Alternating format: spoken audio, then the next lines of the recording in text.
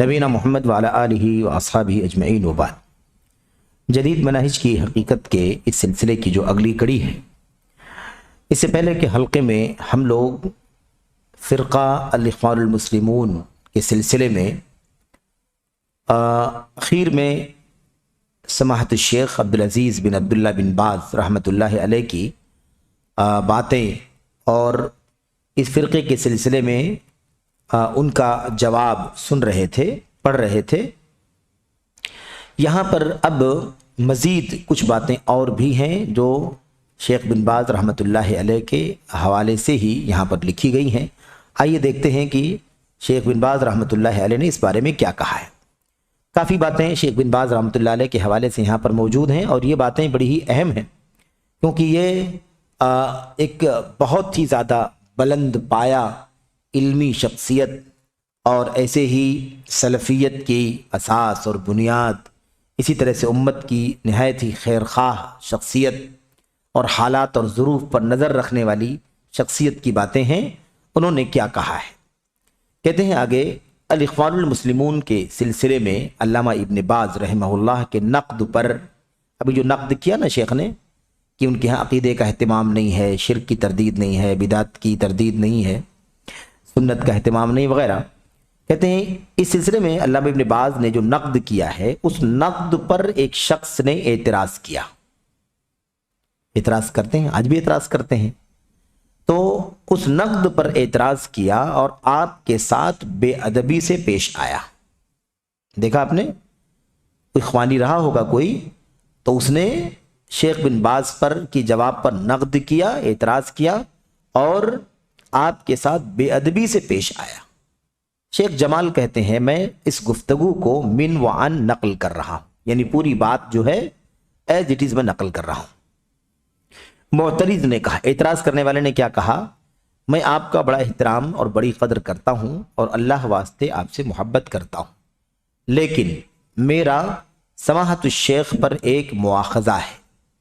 यानी शेख बिन बाज़ रहमतुल्लाह अलैह से कहा कि मैं आपका बड़ा एहतराम करता हूँ, लेकिन आपने जो बात कही है फ़िरक़ा इख़्वानुल मुस्लिमून के बारे में, उस बारे में मेरा एक मुआख़ज़ा है, गिरफ्त है। वो ये है कि आज मैंने मजल्लतुल मजल्ला इस नाम की एक मैगज़ीन है, मैं आपके साथ एक गुफ्तगू यानी इंटरव्यू पढ़ा है और आप उसे आपकी ज़बान की बुनियाद पर अल-इख़्वानुल मुस्लिमून के बारे में लिखा गया है। यानी क्या मतलब, एक इंटरव्यू मैंने पढ़ा है और आपने जो कुछ कहा है, क्योंकि आपने कहा है इसीलिए उस चीज़ को अल-इख़्वानुल मुस्लिमून के बारे में नोट किया गया है कि शेख बिन बाज़ अल-इख़्वानुल मुस्लिमून के बारे में ये बोलते हैं। ऐसा मैंने पढ़ा है मजल्लतुल मजल्ला में। एडिटर ने लिखा है, अल-इख़्वानुल मुस्लिमून अक़ीदे का एहतमाम नहीं करते हैं। जाहिर सी बात है, शेख बिन बाज़ ने बात कही है कि अक़ीदे का एहतमाम नहीं करते हैं। मीलादें मनाते हैं, शेख बिन बाज़ ने दूसरे जवाबात में ये बात कही है। मीलादें मनाते हैं और बहुत सारी बिदात अंजाम देते हैं। ये आपके हवाले से मैगज़ीन वाले ने नोट किया है। मैं ये बातें देखकर बहुत हैरान हो गया। ये कौन कह रहा है, एतराज़ करने वाला। एतराज़ करने वाला कहता है, मैं ये बातें देखकर बहुत हैरान हो गया, क्योंकि मैंने मिस्र में कई सालों से इख़्वान के साथ मुआमला किया है। कई साल से इख़्वानियों के साथ मेरा उठना बैठना है, लेकिन इनमें से कोई भी चीज़ उनके बारे में नहीं जानता। ना मुझे उनके साथ रहन सहन में कोई बिदात मिली है, न ही उनके बारे में इस मकाले में लिखी हुई कोई और चीज़ नज़र आई है। यानी कहने ये लगा, आपने ऐसी ऐसी बात कही है और आप ही के हवाले से मजल्लतुल मजल्ला मैगज़ीन वाले ने इसको शाये किया है। एडिटर ने ये बात सब आपके हवाले से नोट की है, लेकिन मैं मिस्र में रहा हूँ और मैं इख़्वानियों के साथ रहता हूँ कई सालों से, मैंने ऐसी कोई बात नहीं देखी है जो बात आप बोल रहे हैं। लिहाजा मैं आपसे दरख्वास्त करता हूं कि इस बात को दुरुस्त कर लें। यानी शेख बिन बाज़ को नसीहत कर रहा है कि आप क्या करें, ये बात दुरुस्त कर लें। यानी आप कह रहे हैं और मैं मिस्र में रह करके देखा हूं, ऐसा कुछ भी नहीं है, इसलिए आप इस बात को दुरुस्त कर लें। अब कहते हैं शेख जमाल, अल्लाहु अकबर, ये शख्स चाहता है कि शेख बिन बाज़ रहमहुल्लाह अपनी इस बात को बदल दें जिसे उन्होंने इल्म मारिफत की बुनियाद पर कहा है। بھلا کیا امام ابن باز رحمہ اللہ بلا علم کچھ بھی بکتے رہتے ہیں؟ سبحان اللہ، یعنی یہ کیسے ممکن ہے کہ شیخ بن باز نے اگر کوئی بات کہی ہے تو ایسے ہی اندھیرے میں انہوں نے کہہ دیا ہو۔ اتنا نرم دل، اتنا خیر خواہ، اتنا ہمدرد شخص آپ کو ماضی قریب میں نہیں ملے گا۔ حد درجہ انسانیت کی ہمدردی، کہیں کوئی معاملہ ہو تو زار و قطار بلک بلک کر کے رونے لگتے تھے۔ اور مجھے یاد ہے ہمارے استاد نے بیان کیا تھا، اور باقاعدہ جامعہ اسلامیہ مدینہ منورہ کی جو تاریخ ہے یا بہت ساری جو رپورٹیں شائع ہوئی ہیں، ان رپورٹوں میں، ان تاریخی دستاویزوں میں یہ واقعہ بھی نوٹ کیا ہوا ہے کہ کسی افریقہ کے کسی ملک کا کوئی اسٹوڈنٹ تھا جو بہت زیادہ کہہ لیجیے کہ مطلب قوانین کی مطلب دھجیاں اڑاتا تھا جامعہ مدینہ میں، اور جو بھی ان کے اصول ضابطے اس کو نہیں مانتا تھا، بڑی مخالفت کرتا تھا۔ کئی بار اس کو نوٹس دی گئی، سمجھایا گیا، لیکن پھر بھی وہ نہیں مانا۔ بالآخر یہ فیصلہ ہونے کی نوبت آ گئی کہ اس کا اخراج کر دیا جائے، اس کو جامعہ سے نکال دیا جائے۔ پوری کمیٹی نے تقریباً فیصلہ کر لیا کہ میٹنگ میں یہی بات کرنی ہے کہ اس کو نکال دو، بہت تجاوز کر چکا ہے بچہ، اور کسی بھی طرح سے پڑھنے لکھنے میں بھی کوئی دلچسپی نہیں لیتا، اور حد درجہ قانون کی مخالفت کرتا ہے، اس کا اخراج کر دیا جائے۔ بہرحال جب کمیٹی بیٹھی تو اس وقت شیخ بن باز رحمۃ اللہ علیہ جامعہ اسلامیہ کے وائس چانسلر تھے، تو انہوں نے کہا، جب مسئلہ آیا تو انہوں نے پوچھا کیا مسئلہ ہے، ساری بات چیت ہوئی، تو بالآخر لوگوں نے پوری بات بتائی، اور یہ ہوا کہ کیا رائے ہے؟ لوگوں نے کہا کہ اس کا اخراج کر دیا جائے، کیونکہ اس کی وجہ سے ایسا سب ہو رہا ہے، قانون شکنی ہو رہی۔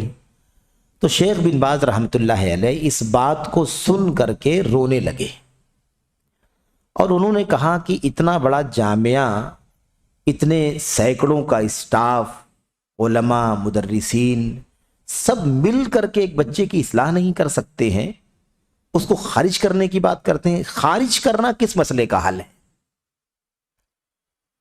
کیوں نہیں ہم لوگ سوچتے کہ ہم لوگ کس طرح سے کریں تو اس کی اصلاح ہو جائے گی، ہم اپنی ذمہ داریاں کیسے ادا کریں تو اس کی اصلاح ہو سکتی، سدھر سکتا ہے۔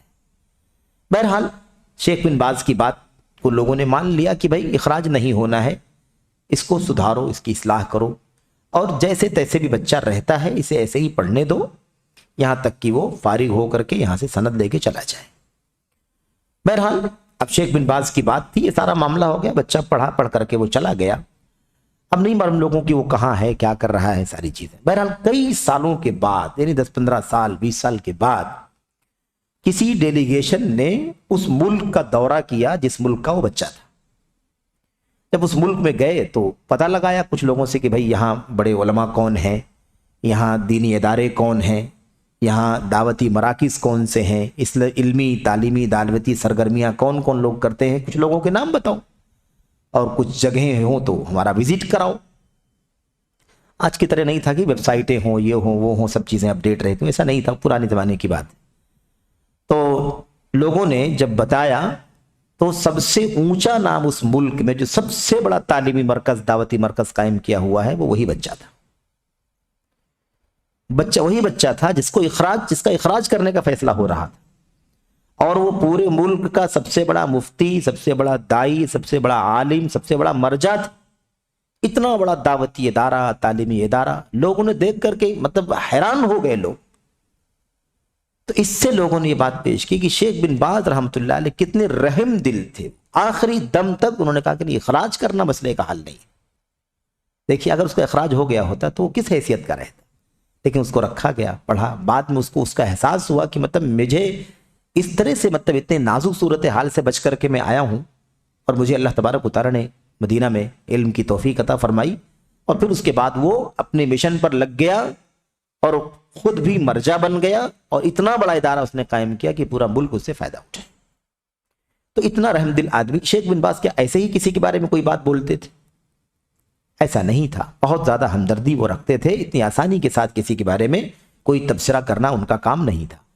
بہرحال اس کے بعد جواب شیخ بن باز رحمۃ اللہ علیہ، امام السنہ شیخ بن باز رحمہ اللہ نے اس کے جواب میں فرمایا، کیا جواب دیا اس کا اعتراض کرنے والے کا، یہ دیکھیں۔ جی ہاں، بہت سارے اخوان سے یہ چیز منقول ہے، بہت سارے اخوان سے نہیں، بہت سارے بھائیوں سے یہ چیز منقول ہے، یعنی بہت سارے بھائیوں نے یہ چیز نقل کی ہے اور ہمیں بتلایا ہے کہ اخوان المسلمون کا یہ کام ہے، وہ سنت پر عمل نہیں کرتے، سنت کی دعوت نہیں دیتے، توحید نہیں سمجھاتے، شرکی، مطلب یہ ساری باتیں بہت سارے بھائیوں نے ہمیں بتائی ہے، نقل کی ہے۔ ہم نے مشائخ اور اخوان کی ایک جماعت کا حوالہ بیان کیا ہے۔ شیخ بن باز نے کیا کہا؟ اپنی مرضی سے نہیں بول رہا ہوں، ہم نے علماء اور مشائخ اور اپنے بھائیوں کی ایک پوری جماعت کا حوالہ دیا ہے کہ ایک بڑی تعداد چیدہ علماء کی اخوان المسلمون پر نقد کرتی ہے کہ یہ لوگ توحید و سنت کی دعوت نہیں دیتے، اہتمام نہیں کرتے۔ کیا حوالہ دیا ہے کہ الاخوان المسلمون کے ہاں شرک اور اہل قبور کو پکارنے وغیرہ سے متعلق تنبیہ اور آگاہی کے سلسلے میں مکمل اور ٹھوس سرگرمی نہیں ہے۔ نام لیتے ہوں گے سرسری، توحید سنت اور عقیدہ اور بدعت سرسری بولتے ہوں گے، لیکن بہت زیادہ ٹھوس اہتمام موجود نہیں ہے، سرگرمی نہیں ہے، اور یہ چیزیں بہرحال ان کی کتابوں میں دیکھ سکتے ہیں۔ اب یہاں شیخ نے کتابوں کا حوالہ دے دیا کہ آپ یہ ساری چیزیں ان کی کتابوں میں دیکھ سکتے ہیں۔ اگر ان کی کتابوں کا مراجعہ کیا جائے، رجوع کیا جائے، تو یہ باتیں وہاں پر آپ کو ملیں گی۔ اچھا، یہی پیمانہ ہے، یہی سب کیا ہے؟ پیمانہ ہے۔ آدمی کس بات کا عقیدہ رکھتا ہے، کیا منہج ہے، کیا سوچ ہے، کیا فکر ہے اس کی، ظاہر سی بات ہے کہ اس کی سرگرمیوں سے پتہ چلے گا، اس کے بولنے سے پتہ چلے گا، اس کے اسٹیج سے پتہ چلے گا، اس کی کتابوں سے پتہ چلے گا، اس کی ایکٹیویٹیز جو باہر آتی ہے نا، انتاج جس کو کہتے ہیں، پروڈکٹ، اس سے پتہ چلے گا کہ وہ کیا کرتے ہیں۔ تم نے نہیں دیکھا تو تمہارے نہ دیکھنے سے کہاں لازم آتا ہے کہ ویسے ہی ہے جیسے تم کہہ رہے ہو؟ تمہیں نہیں دکھایا گیا ہوگا۔ یہ فتنے لوگ نہیں سمجھتے کہ نئے نئے آنے والوں کو ہر چیز نہیں بتائی جاتی ہے۔ یہ صرف اہل السنت والجماعت ہیں، اہل الحدیث ہیں، جن کے ہاں کوئی ظاہر اور باطن نہیں ہے۔ ہمارے ہاں کوئی چیز راز میں نہیں رہتی، ہمارے ہاں کوئی چیز سر نہیں ہے۔ جو اندر ہے وہی باہر ہے، جو باہر ہے وہی اندر ہے۔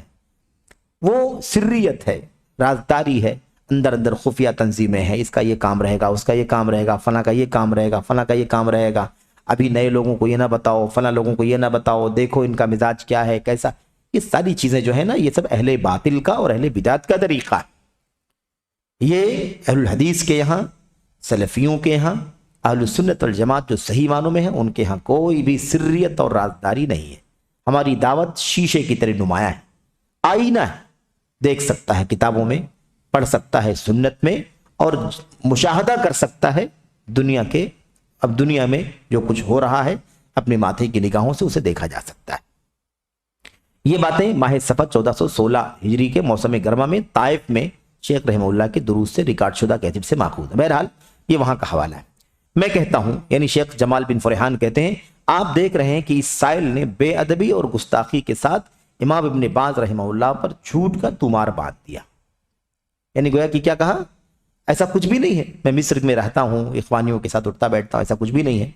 کہتے ہیں اس شخص پر وہ مثل صادق آتی ہے جو کسی نے کہا تھا، احشفن و سوء قیلتن، یہ عربی میں محاورہ ہے، کیا ردی کھجور اور پیمائش بھی بری، یعنی کھجور بھی ردی ہو اور ناپ تول میں کمی بھی کی جائے، تو ایک تو وہ آدمی نادان ہے، دوسرے شیخ بن باز سے الجھ بھی رہا، تو ایسے لوگوں پر ایسی ہی مثل صادق آتی ہے۔ خیر، کہتے ہیں اولا، سب سے پہلے شروع میں، سوال کے شروع میں جو دیباچہ ہے، یعنی جو مقدمہ ہے، میں اللہ واسطے آپ سے محبت کرتا ہوں، لیکن کہتے ہیں گفتگو کا یہ لب و لہجہ کس کے ساتھ اپنایا جا رہا ہے؟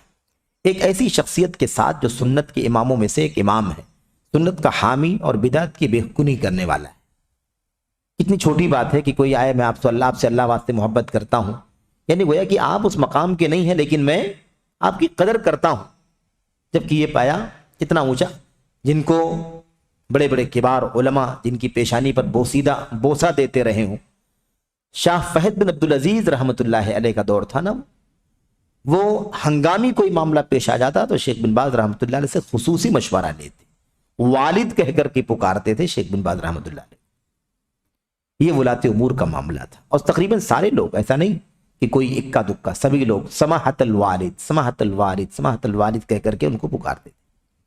بہرحال اس کے بعد دیکھیے، ثانیہ نمبر 2، کہتا ہے وہ آدمی میں نے پڑھا ہے اور اسے آپ کی زبان کی بنیاد پر لکھا گیا ہے۔ یعنی کیا کہہ رہا ہے؟ میگزین میں نے پڑھا ہے اور آپ کے نام کی بنیاد پر لکھا گیا ہے، یعنی آپ کے حوالے سے، آپ نے اپنی زبان سے کہا، اس لیے اس کو میگزین میں نوٹ کیا گیا۔ یہ علماء کرام کے ساتھ بے ادبی اور گستاخی ہے۔ بظاہر لگتا ہے کہ سائل نے زندگی میں کبھی طلبہ کے اپنے اساتذہ کے ساتھ سلوک و برتاؤ کا مطالعہ نہیں کیا ہے. کہ اخوانی کیا جانے طلبہ، اخوانی کیا جانے علماء، ان کے یہاں طلب علم کہاں ہے؟ وہ تو طلب علم سے نوجوانوں کو نفرت دلاتے ہیں. حدیث کے درس میں گئے تھے، حدیث رسول کے درس میں تم کو کیا ملے گا، یہ ان کی حالت ہے. تو کہاں وہ طلبہ اور علماء کو دیکھا ہوگا، اور کہاں علماء اور طلبہ کے درمیان جو ادب کا سلیقہ اور طریقہ ہوتا ہے اس کی واقفیت کہاں سے ہوگی؟ نہ یہ پڑھا ہے کہ امام شافعی رحمہ اللہ اپنے استاد امام دار الہجرہ مالک بن انس کا کتنا ادب کیا کرتے تھے، نہ ہی اسے اس بات کی واقفیت ہے کہ مجدد دین منار علم امام احمد بن حنبل رحمہ اللہ اپنے استاد امام شافعی رحمہ اللہ کا کتنا ادب بجا لاتے تھے. اس کی مثالیں بکثرت ہیں. بنابری یعنی اس بنیاد پر اس لیے سائل اور اس کے مثل اور لوگوں کے لیے بہتر یہ ہے کہ طلب علم سے پیشتر اہل علم کا ادب و احترام سیکھیں. علم حاصل کرنے سے پہلے علماء کا ادب اور احترام سیکھیں. اور اس کا یہ کہنا کہ آپ کی زبان کی بنیاد پر لکھا گیا ہے، اس سے محسوس ہوتا ہے کہ امام ابن باز رحمہ اللہ غفلت کا شکار ہے. یہی معلوم پڑتا ہے کہ آپ نے کہا جس نے نوٹ کر دیا، جبکہ حقیقت نہیں ہے ایسی. یعنی شیخ بن باز سے گویا کہ غفلت ہوئی ہے، یہ وہ کہنا چاہتا ہے. کیونکہ اس کا مفہوم یہ ہے کہ ان کے حوالے سے وہ بات لکھی گئی ہے جو ان کا عقیدہ نہیں تھا یا جس کا علم انہیں نہیں تھا. بغیر علم کے انہوں نے یہ بات کہہ دی، اس لیے میگزین والے نے نوٹ کر دیا. عقل مند قاری آپ سے یہ بات اوجھل نہ رہے. عقل مند جو پڑھنے والا ہے، کہتے ہیں کہ سمجھدار پڑھنے والے کو چاہیے آپ سے یہ بات اوجھل نہ رہے کہ یہ ایک سرکاری یا آفیشیل انٹرویو ہے. جو شیخ بن باز سے لیا گیا تھا ایک سرکاری یا آفیشیل انٹرویو ہے اور بڑا اہم مقالہ ہے، یعنی ایک مستقل ایک اہم آرٹیکل. لہذا انٹرویو لینے والا یا ایڈیٹر اس میں کوئی تبدیلی یا کمی بیشی نہیں کر سکتا. تو ایسے کیسے کہہ دیا کہ جو ہے آپ کے نام سے لکھا گیا ہے؟ یعنی گویا کہ آپ کو پتہ نہیں ہے نا، یا کوئی کمی بیشی کر دی گئی ہے، مجھے نہیں معلوم، لیکن آپ کے حوالے سے ہی ہے وہ. یہ کیسے ممکن ہے؟ آسان کام نہیں. اور اگر ایسا ہوا ہوتا تو شیخ رحمہ اللہ اس پر خاموش نہ رہتے. اور یہ حقیقت بات ہے، اگر کبھی کسی نے کوئی غلط بیانی کر دی نا شیخ بن باز رحمۃ اللہ علیہ کے زمانے میں، اور کسی نے اگر کے بتایا کہ ایسا کل کے اخبار میں آپ کے بارے میں چھپا ہوا ہے، اور وہ بات خلاف حقیقت ہوتی، تو شیخ بن باز فوراً اس کا رد لکھوا کر کے اس اخبار والے کو بھیج دیتے کہ یہ فوراً اس کی تردید شائع کرو تاکہ غلط فہمی نہ ہونے پائے. اس کی بہت سارے واقعات ہیں اس حوالے سے. بالخصوص جب آپ کو معلوم ہے کہ شیخ رحمہ اللہ کے یہاں یومیہ اخبارات کے مشمولات کی معلومات کے لیے ایک خاص وقت متعین تھا. یعنی چونکہ وہ بڑی شخصیت تھی اس لیے پورے عالم اسلام کے حالات سے واقف رہتے تھے. دنیا کے سارے اخبارات ان کے یہاں آتے تھے اور آپ کے شاگردان تھے جو آپ کو پورا اپڈیٹ پڑھ کر کے سناتے تھے، کیونکہ آپ پورے عالم اسلام کے مرجع تھے. اگر آپ سارے عالم اسلام کے حالات سے واقف نہیں رہیں گے تو لوگوں کی رہنمائی کیا کریں گے؟ آپ اپنی بات کیسے لوگوں کے سامنے کہیں گے؟ کوئی آپ کا اسٹینڈ، کوئی موقف کہاں سے آئے گا، کیسے آئے گا؟ اس لیے آپ اپڈیٹ رہا کرتے تھے. بہرحال سائل کا یہ کہنا کہ ایڈیٹر نے کہا ہے یہ لوگ میلادوں کا جشن مناتے ہیں اور بہت ساری بدعات انجام دیتے ہیں.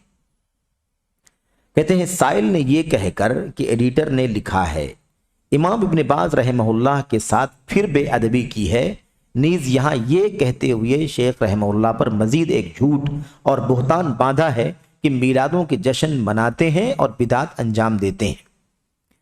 یہ ساری باتیں اسی کی بات کا حصہ ہیں. ان سب باتوں سے یہی لگتا ہے کہ یہ ثابت کرنا چاہتا ہے کہ آپ نے کہا ہے اس لیے میگزین والے نے لکھا ہے. پتہ نہیں یہ چیزیں آپ کہاں سے لے آئے. میں کہتا ہوں کہ الاخوان المسلمون کے بارے میں شیخ رحمہ اللہ کا مضمون جس کی بنا پر یہ سائل اور اس جیسے دیگر لوگ چراغپا ہو رہے ہیں، یعنی ناراض ہو رہے ہیں، غصہ ہو رہے ہیں، میں نے اسے اصل کے مطابق من و عن نقل کیا ہے.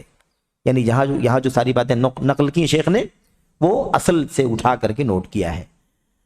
اور معزز قاری اتنا سادہ لوح نہیں ہے، یعنی ایک پڑھنے والا آدمی جو پڑھ رہا ہے وہ اتنا سادہ لوح نہیں ہے کہ اس طرح کے اکاذیب سے دھوکہ کھا جائے، اس طرح کی اگر باتیں جھوٹی ہوں، جھوٹی باتوں سے دھوکہ کھا جائے. لہذا مضمون پڑھیے اور مرجع کو دوبارہ دیکھیے کہ اس میں کہاں ہے کہ میلادوں کے جشن مناتے اور بدعات انجام دیتے ہیں. ٹھیک ہے، یہ بات شیخ بن باز رحمۃ اللہ علیہ کی تحریر میں نہیں ہے، دیکھا نا آپ نے، ہم لوگوں نے جو پڑھا ہے اصل والی جو شروع میں پڑھا ہے اس میں یہ بات نہیں، میلاد کی بات شیخ بن باز نے نہیں کہی ہے، شیخ بن باز نے میلاد کی بات نہیں کہی، میلاد کی بات اس سے پہلے آئی ہے، لیکن شیخ بن باز کی انٹرویو کے اندر جو جواب ہے اس کے اندر میلاد کی بات نہیں آئی۔ انہوں نے کہا کہ علماء نقد کرتے ہیں، اور وہ نقد ہے کیونکہ ان کے ہاں توحید کا اہتمام نہیں، شرک کی تردید نہیں، بدعت کی تردید نہیں، اور یہ ساری چیزیں ان کے ہاں پائی جاتی ہیں۔ میلاد کا نام شیخ بن باز نے نہیں لیا ہے۔ تو بہرحال دیکھیے، کہتے ہیں معاملہ یہ ہے، کہتے ہیں پڑھیے اور مرجع کو دوبارہ دیکھیے کہ اس میں کہاں ہے کہ میلادوں کے جشن مناتے ہیں اور بدعت انجام دیتے ہیں۔ معاملہ یہ ہے کہ یہ حق و ہدایت کی قبولیت سے بصیرت کا اندھاپن ہے، ہم اللہ تعالیٰ سے عافیت کا سوال کرتے ہیں۔ تو بہرحال کہنے کا مطلب یہ ہے کہ آدمی جھوٹ بولتا ہے اپنے آپ کو زیادہ مظلوم ثابت کرنے کے لیے کہ ہم پر الزام لگایا جا رہا ہے، وہ باتیں بھی بول دیتا ہے جو باتیں نہیں کہی گئی ہیں۔ کہتے ہیں اللہ کے نبی نے فرمایا تھا وَمَا يَزَالُ الرَّجُلُ يَكْذِبُ وَيَتَحَدَّى الْكَذِبَ حَتَّى يُكْتَبَ عِندَ اللَّهِ كَذَّابًا۔ آدمی مسلسل جھوٹ بولتا ہے اور جھوٹ کی تلاش میں رہتا ہے یہاں تک کہ اللہ تبارک و تعالیٰ کے ہاں جھوٹا لکھ دیا جاتا ہے۔ بہرحال نمبر 4 آخری بات ہے یہ، کہتے ہیں کہ سائل کا یہ کہنا ہے کہ میں یہ باتیں دیکھ کر بہت حیران ہو گیا کیونکہ میں نے کئی سالوں تک معاملہ کیا ہے لیکن ان میں سے کوئی بھی چیز ان کے بارے میں نہیں جانتا۔ جو کہا ہے اخوانیوں کے بارے میں، میں اس حیرت میں پڑھنے والے سے مختصراً کہنا چاہتا ہوں۔ شیخ جمال کہتے ہیں یہ جو حیران ہو گیا نا آدمی، کہہ رہے اس حیران ہونے والے سے میں کچھ بات مختصراً کہنا چاہتا ہوں کہ پہلے قوم یعنی الاخوان المسلمون کی کتابیں پڑھو، ان کی کتابیں اٹھا کر کے پڑھو، جیسا کہ سماحت الشیخ بن باز رحمہ اللہ نے تمہارے سوال کے جواب میں تمہیں اس کا مشورہ دیا ہے۔ شیخ نے کہا نا کہ کتابیں پڑھو، کتابیں پڑھو، آپ کو حقیقت معلوم پڑ جائے گی۔ کہتے ہیں اگر وقت کی تنگی کے سبب تمہارے لیے ان کا پڑھنا ممکن نہ ہو تو اس سے کچھ پہلے کے صفحات کا مراجعہ کر لو، پہلے کچھ صفحات جو ہوتے ہیں نا شروع والے، اس کا مراجعہ کر لو۔ تمہیں فرقہ الاخوان المسلمون نے اپنے پیشوا اور رہنما حسن البنا کی قیادت میں جو کچھ گل کھلایا ہے ان میں سے کچھ چیزوں کا خلاصہ اور نچوڑ مل جائے گا۔ اگر پوری کتاب نہیں پڑھ سکتی ہو نا تو شروع کی کچھ چیزیں پڑھ لو، اور جن باتوں کا تمہیں علم نہیں ہے اس کا بھی علم ہو جائے گا، کیونکہ تمہارے لیے اپنے علم و معرفت کے بجائے خود انہی لوگوں کے اعترافات کافی ہیں۔ بھئی تم یہ کہہ رہے ہو کہ ہم اتنے دن سے مصر میں رہتے ہیں، اخوانیوں کے ساتھ اٹھنا بیٹھنا، لیکن فلاں چیز ہم نے کبھی نہیں دیکھا، تو اپنا تجربہ مت بتاؤ، ان کا اپنا اعتراف کیا ہے اسے جان لو، ان کے اعتراف سے تمہیں حقیقت کا پتہ چل جائے گا۔ نیز اگر تمہیں ان قواعد کا علم ہوتا، کون سے قواعد؟ یہ آگے والے، من حافظ حجت علی من لم یحفظ، ایک قاعدہ ہے، جس نے یاد کیا وہ حجت ہے اس پر جس نے یاد نہیں کیا۔ یعنی اگر مجھے نہیں معلوم ہے، آپ کو معلوم ہے، مجھے نہیں یاد ہے، آپ کو یاد ہے، تو جس کو یاد ہے وہ حجت ہے اس پر جسے نہیں یاد ہے۔ میں بولوں مجھے نہیں معلوم تو مجھے نہیں معلوم تو میں تھوڑی حجت ہوگی نہیں معلوم، جس کو معلوم ہے، جس کو یاد ہے، وہ حجت ہے میرے خلاف، کیونکہ وہ پوزیٹیو ہے، مثبت ایک چیز ہے، اور میں کہہ رہا ہوں کہ مجھے نہیں معلوم ہے، تو مجھے نہیں معلوم ہے تو میری نا علمی یہ حجت نہیں ہے، جس کو علم ہے، جس کو یاد ہے، وہ حجت ہے میرے اوپر، کیونکہ مجھے نہیں معلوم ہے۔ تو کہتے ہیں اگر تم کو یہ قاعدہ معلوم ہوتا تو تم اس طرح کی بات نہیں کرتے۔ ایسے دوسرا قاعدہ کیا ہے؟ الجرح مقدم علی التعدیل، جرح تعدیل پر مقدم ہے، یعنی کسی پر کوئی نقد کرنا، جرح کا یہ کمی ہے، یہ کمی ہے، یہ برائی ہے، یہ فلاں، اور کوئی کہتا ہے کہ فلاں آدمی بڑا اچھا ہے، نیک ہے، صالح، تو ایک طرف تعریف بھی ہے اور ایک طرف جرح بھی، ادھر جرح اور ادھر تعدیل، تو دونوں میں سے کس کو لیں؟ جرح کو لے لیں، تعدیل چھوڑ دیں، تعدیل لے لیں، جرح کو چھوڑ دیں، کیا کریں؟ تو اصول کیا ہے؟ جرح مقدم ہے تعدیل کے اوپر، وہ جرح کا اعتبار کیا جائے گا کہ یہ مجروح ہے، کیوں معلوم آپ کو؟ تعدیل چھپی ہوئی ہے اور جرح دکھائی دے رہی۔ تعدیل تو آدمی اپنے حساب سے کر رہا ہے کہ فلاں بڑا اچھا ہے، لیکن اس کو اچھا بولنے کا فائدہ کیسے ہو سکتا ہے جب اس کی برائی دکھائی دے رہی ہے؟ جب وہ مجروح ہے اور اس کا جرح دکھائی دے رہا ہے، اس لیے جرح کیا ہوگا؟ مقدم ہوگا تعدیل پر۔ اسی طرح تیسرا قاعدہ ہے زیادت الثقۃ مقبولہ، اعتماد والا آدمی اگر کوئی ایکسٹرا بات بتائے تو مقبول ہوگا. ایک آدمی جو ثقہ ہے، قابل اعتبار ہے نا، اگر وہ کوئی چیز اضافی بتائے، 10 لوگ ایک بات کہہ رہے ہیں، 11واں آدمی وہ بھی ثقہ ہے، قابل اعتبار ہے، وہ ایک بات اور ایکسٹرا بول رہا ہے جو 10 لوگ نہیں بول رہے ہیں، تو کیا اس 11ویں آدمی کی بات کو ٹھکرا دیا جائے گا؟ نہیں ٹھکرایا جائے گا. کیوں؟ اس لیے کہ گرچہ وہ اضافی بات بول رہا ہے لیکن بولنے والا ثقہ، قابل اعتبار ہے، اس لیے اس کی زیادتی کو، اس کے اضافی معلومات کو ہم قبول کریں گے. تو اگر تم کو نہیں معلوم ہے اور علماء نے کہا ہے کہ اخوانیوں کے ہاں برائی ہے یا کمی ہے فلاں ہے، تو یہ علماء ثقہ ہیں اور ان کی باتوں کا اعتبار ہے. اس لیے تم یہ نہ کہو کہ میں اتنے دن سے رہا، میں نے کبھی اس طرح کی برائیاں ان کے ہاں نہیں دیکھا. اور اگر ان تمام باتوں کے ساتھ اس بات کا بھی اضافہ کر لیا جائے کہ ان باتوں کا بولنے والا جرح و تعدیل میں اپنے وقت کا امام دورہ ہے کہ نہیں؟ شیخ بن باز رحمت اللہ علیہ جرح کر رہے ہیں کہ معمولی آدمی جرح نہیں کر رہا، تو اپنے وقت کا جرح و تعدیل کا امام مانے جانے والی کا امام جو مانا جاتا ہے وہ شخصیت جرح کر رہی ہے. تو یہ بتاؤ کہ اب تم ان کی بات کا اعتبار کیسے نہیں کرتے ہو؟ انہوں نے یوں ہی نہیں کہہ دیا ہے بلکہ وہ جرح تعدیل کے امام ہیں، وہ جانتے ہیں کہ جرح کے قابل ہے، اس لیے وہ جرح کر رہے ہیں.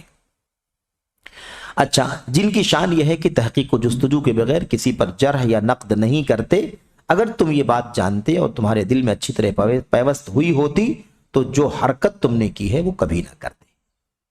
یہ شیخ جمال نے یہ بات سمجھائی. نمبر 5، سائل کا یہ کہنا، لہٰذا میں آپ سے درخواست کرتا ہوں کہ اس بات کو درست کر لیں. یہ بھی کہا تھا نا اس نے، اپنی بات کو درست کر لیں، وہ جو نوجوان تھا. سبحان اللہ، انا للہ و انا الیہ راجعون. یہ تعجب کی بنیاد پر شیخ کہہ رہے ہیں یعنی شان و شوکت کے پہاڑ کے سامنے یہ کس قدر جرات اور تعلی ہے. امام ابن باز کو کوئی کھڑے ہو کر کے کہے آپ صحیح کر لیجئے، آپ کی معلومات صحیح نہیں.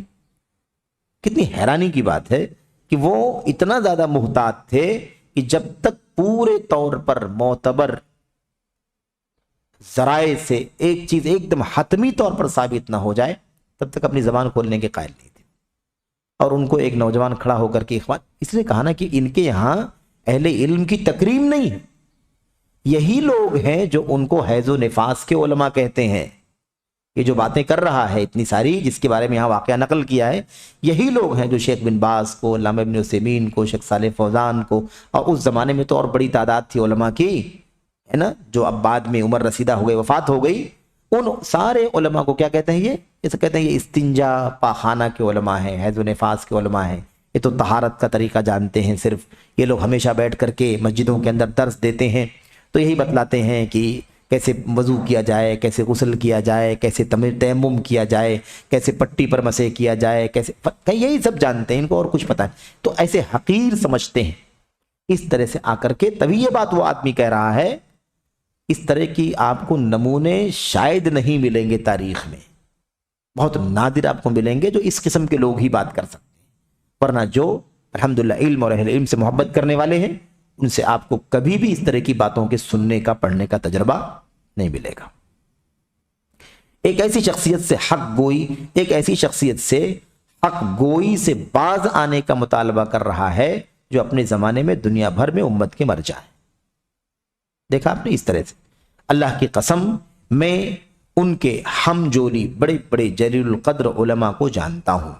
یہ شیخ جمال کہہ رہے ہیں کہ میں شیخ بن باز رحمت اللہ علیہ کے ہم جولی یعنی ان کے ہم عمر، ان کے ساتھ میں اٹھنے بیٹھنے والے، ہے نا، بڑے بڑے جلیل القدر علماء کرام کو جانتا ہوں جو اللہ کے گھروں میں سے کسی گھر یا کسی مجلس میں ان کی موجودگی میں اپنی بات پیش کرنے کے لیے کھڑے ہونے سے شرماتے تھے. یہ حالت تھی. تا آ کی آپ سے اجازت لے لیں تک آپ سے اجازت نہیں لیتے تھے، بولنے کی ہمت نہیں کرتے تھے.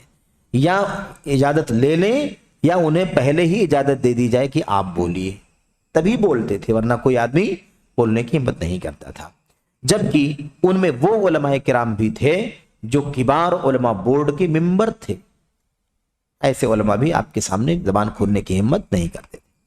یہ جائے کہ وہ ان سے اس قسم کے مطالبے کی جرات کر سکیں کہ آپ صحیح کر لیجئے اپنی معلومات، آپ کی معلومات صحیح نہیں. خیر، یہ تو اتنی بڑی شخصیت ہے اس دور میں کہ ان کی سیرت کو پڑھیں تو ایسے بھی 2-4 महीने का वक्त लग जाएगा, क्योंकि गज़ब की ज़िंदगी अल्लाह तबारक व तआला ने जीने की तौफीक अता फरमाई थी। बहरहाल क्या करना है, इसे ख़त्म करना है, क्योंकि बात तो अभी भी लंबी है काफ़ी, है ना। ख़त्म करना है, इसे पढ़ लिया जाए। ज़्यादा कुछ है नहीं, मैं समझता हूँ कि पढ़ना ही है तो पढ़ लेते तो अच्छा है।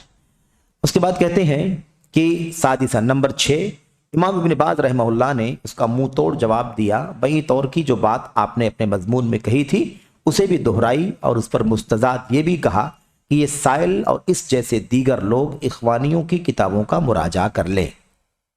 ये साइल और इस जैसे लोग इख्वानियों की किताबों का मुराजा कर ले। हाँ, इतना ही है, उसके आगे अगला सवाल है। हाँ बिल्कुल ठीक है। तो शेख ने क्या कहा कि आप यानी वो लड़का, वो सवाल करने वाला, एतराज करने वाला भी, और ऐसे ही और लोग भी जो भी इख्वानी हैं, इन सब को ये नसीहत है कि वो इख्वानियों की किताबों का मुराजा कर लें, बराह रास्त पढ़ ले उनकी किताबों को, उन्हें हकीकत का पता चल जाएगा। जो बातें हमने कही हैं वो सारी बातें उन किताबों के अंदर उन्हें मिल जाएगी। तो बहरहाल इस तरह से ये शेख बिन बाज़ रहमतुल्लाह अलैह से जो गुफ्तगू उस इख्वानी के एतराज़ के पस मंज़र में थी, उसे भी शेख जमाल ने यहाँ पर नोट कर दिया। इसमें एक पैगाम है बहुत बड़ा, वो पैगाम, बल्कि 2 पैगाम हैं। एक पैगाम तो ये है कि देखिए किस तरह से इख्वानियों के यहाँ ये जुरात और जसारत पाई जाती है कि वो उलमा के खिलाफ इतनी हिम्मत से बातें करते हैं और ये भूल जाते हैं कि वो बात किससे कर रहे हैं, किस अंदाज से बात करना चाहिए, किस लबो लहजे में बात करना चाहिए, है कि नहीं। दूसरी जो बात बड़ी अहम है वो ये है कि उलमा के सिलसिले में उनका जो मौक़िफ़ आम तौर पर है, यानी उलमा से उस वक्त तक वो खुश नहीं होते जब तक वो उलमा दुनिया के हालात, इस मुल्क की सियासत, उस मुल्क की सियासत, यहाँ का हाकिम ये करता है, वहाँ का हाकिम ये करता है, वहाँ कबीरा गुनाह हो रहा है, वहाँ सगीरा गुनाह हो रहा है, वहाँ ऐसा हो रहा है, वहाँ वैसा हो रहा है, उन्होंने ऐसा फैसला कर दिया, उसके खिलाफ जो फैसला किया वो गलत फैसला किया, वो जुल्म किया। इस तरह की बातें जो उलमा नहीं करते हैं, ऐसे लोगों को वो उलमा समझते ही नहीं है। उनके यहाँ उन उलमा की कोई भी कीमत नहीं है। ये पैगाम हमें मालूम पड़ा। तो बहरहाल चंद बातें थी जो अल इख्वानुल मुस्लिमून के सिलसिले में शेख ने जिक्र की हैं। आप याद करें कि सवाल के जवाब में, सवाल में भी और जवाब में भी 2 फ़िरक़ों का नाम था बतौर इशारा, एक अल इख्वानियों का और अल इख्वानुल मुस्लिमून का, और दूसरा जमात तबलीग का। लेकिन जमात तबलीग के सिलसिले में यहाँ पर शेख ने कोई नोट नहीं लगाया है। उसकी वजह यह है कि इससे पहले बहुत तफसील से जमात तबलीग के अकीदों के बारे में गुफ्तगू हो चुकी है, तो यहाँ पर उसे या उस मसले पर कोई बात कहना यहाँ की ज़रूरत नहीं थी, इसलिए शेख ने उस पर कोई गुफ्तगू नहीं की है। बहरहाल ये सबक जो था, ये हमारे सामने सवाल नंबर 40 और उसका जवाब अल्हम्दुलिल्लाह यहाँ मुकम्मल हुआ, और अल्लाह की ज़ात से उम्मीद है कि हमने इन बातों से ज़रूर फ़ायदा उठाया होगा। अल्लाह से दुआ है कि अल्लाह तबारक व तआला हमें और आपको इन जदीद फितनों से को समझने से, उनके मसाइल को, उनकी हकीकतों को समझने और उससे वाकिफ़ होने की तौफ़ीक़ अता फ़रमाए, और अल्लाह तबारक व तआला सबों को इन फितनों से बचने की तौफ़ीक़ बख्शे। आमीन रब्बल आलमीन। व सल्लल्लाहु वसल्लम व बारक अला नबीना मुहम्मद व अला आलिहि व सहबिहि अजमईन। अस्सलामु अलैकुम व रहमतुल्लाहि।